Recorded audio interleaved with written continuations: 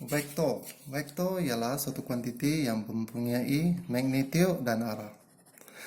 Contoh untuk vektor ialah sesaran, laju dan daya. So, daya ini sentiasa bertindak ke bawah. So, daya ini adalah satu kuantiti vektor.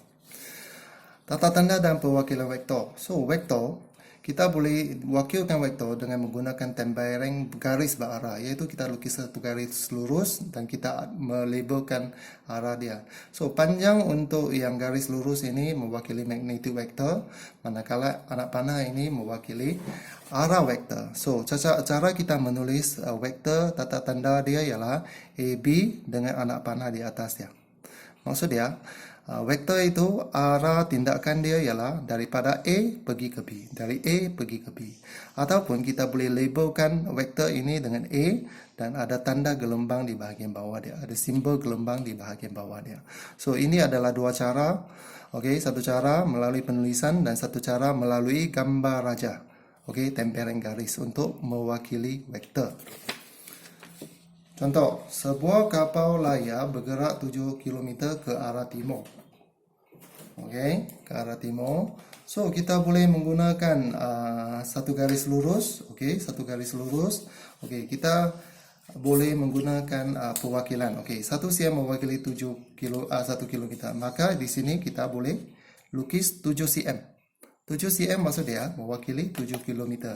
Dan arah dia ini adalah ke arah timur. So, ini ialah vektor. Next. Vektor sama. Jika dua vektor adalah sama jika dan hanya jika mereka mempunyai magnitude dan arah yang sama. Contoh, kalau AB dengan CD sama arah, dan AB dengan CD mempunyai panjang yang sama, maka kita boleh tulis vektor AB arrow sama dengan vektor CD. Okey, kalau kita tulis dalam ungkapan macam ini, maksud dia ada dua maksud. Maksud yang pertama, arah mereka sama. Maksud yang kedua, magnitude mereka adalah sama.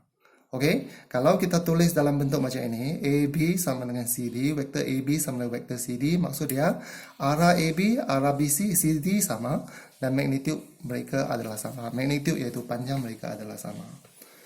Next, vektor negatif.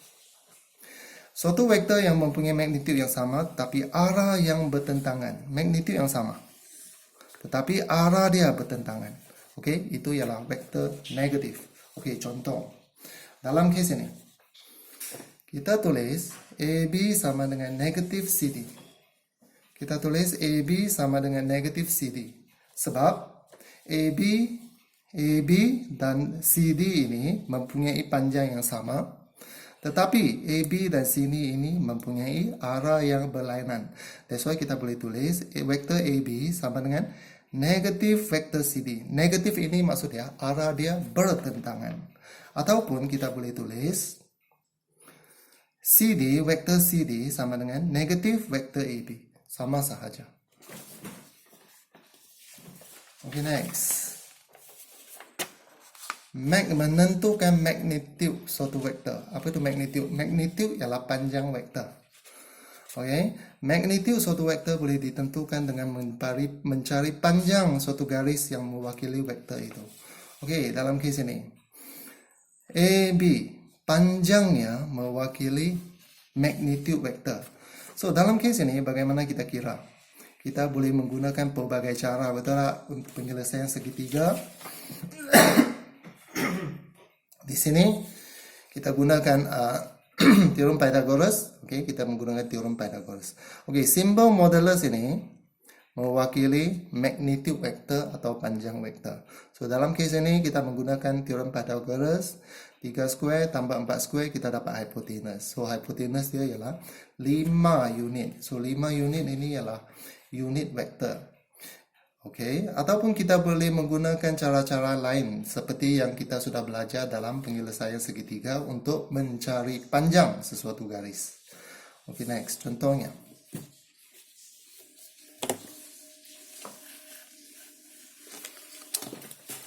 Cari magnitude dan arah vektor AB. Okey, di sini ada satu vektor AB. Okey, katakan ini ialah satu unit lah. Katakan ini ialah satu unit.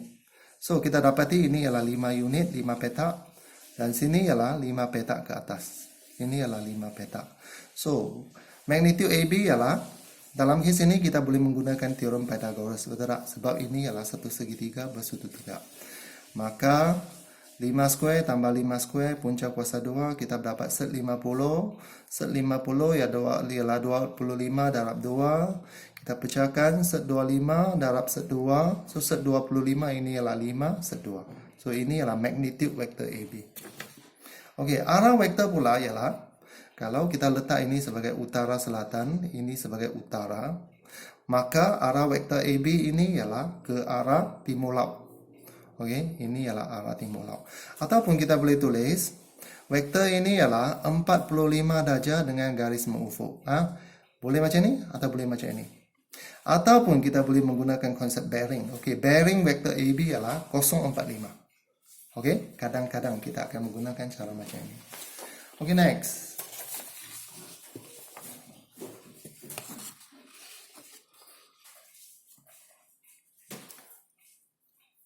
Cari SD. Okey, kita diberi AS vektor A, AP vektor B, AJ vektor C. Dan titik S, titik Q, titik tengah, titik R, titik P adalah titik tengah. Okey, kita cari SD. CJ, RJ dalam sebutan ABC. Okey, soalan yang pertama. SD. Mana SD? Ini SD. SD. SD ini panjang dia sama dengan AS. SD sama dengan AS. Panjang dia sama, arah dia sama. So, apa itu AS? AS ialah vektor A. Kena ingat, arah dan panjang mesti sama, baru kita boleh tulis macam ini. Okey, soalan 2. City. Mana city? City. CJ, bukan city. CJ. Mana CJ? Ini CJ. Okey, CJ sama dengan JA. CJ sama dengan JA. Betul? Sebab arah dia ke bawah. Apa itu JA? Apa itu JA? JA ialah negatif AJ. Terbalikkan arah dia. So, apa itu AJ? AJ ialah C. Vektor C. Ini ialah vektor negatif. So, yang C. Apa itu RJ? RJ. Di mana RJ? RJ ini. RJ adalah sama dengan RJ sama dengan JP. RJ sama dengan JP. RJ sama dengan JP. RJ sama dengan JP. Apa itu JP? Apa itu JP? JP ialah SA. JP sama dengan SA. Okey. Apa itu SA? SA ialah terbalik AS. Berlawanan arah dengan AS. Maka kita ada negatif A. Boleh? Okey, yang last D. Apa itu JQ? Mana JQ? Ini ialah JQ. JQ adalah sama dengan AP. Okey, JQ arah dia sama dengan AP. JQ arah dan panjangnya sama dengan AP. So apa itu AP? AP ialah vektor B.